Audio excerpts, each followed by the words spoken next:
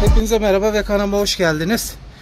Bu bagajı niye boşalttık? Çünkü bu faz 2 bir talisman ve bu faz 2 talismanın şu gördüğünüz bagajı manuel, bakın.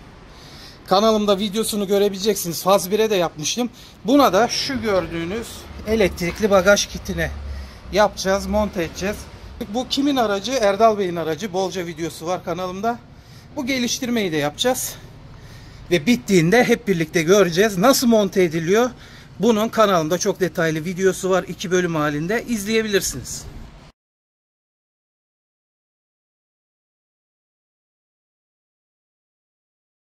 Evet, Erdal Bey'in talismanına faz 2 talisman, 2022 talisman elektrikli bagaj kapağı montajını bitirdik. Nasıl çalışıyor? Şimdi bir kumandadan önce açalım. Araba açık. Şimdi kumandadan açalım.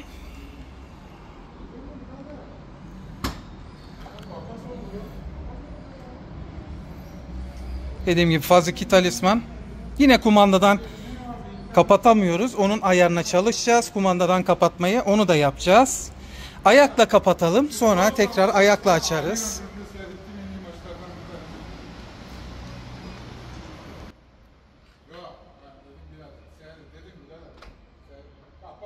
Vakumlu kapağı çekiyor.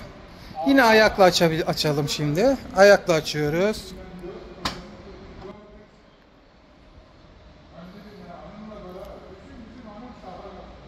Evet, yine ayakla kapatalım veya düğmeyle kapatalım. Ayakla kapattık. Şimdi şu bagaj düğmesinden açacağız.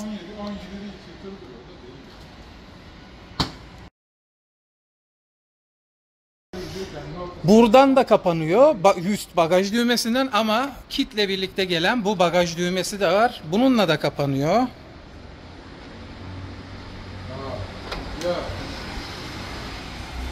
Şimdi tabii bunu bu kadar yapıp içeriye düğme koymamak olmazdı. Şurada gördüğünüz gibi bu düğmeden de açılıp kapanıyor. Orijinal bagaj açma düğmesi. Bakın, bastık. Açılıyor. Yine geliyoruz. Bastık. Yine içeriden bu şekilde kapatabiliyoruz.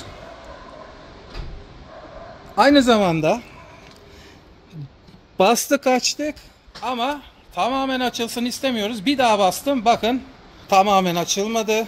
Yağmurlu havada belki az açalım isteriz.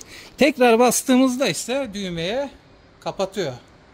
Yani kit böyle. Erdal Bey'e hayırlı uğurlu olsun. Güle güle kullansın. Sağ olsun, bana yardımcı da oldular. Birlikte yaptık. Güle güle kullansın inşallah. Hayırlı olsun.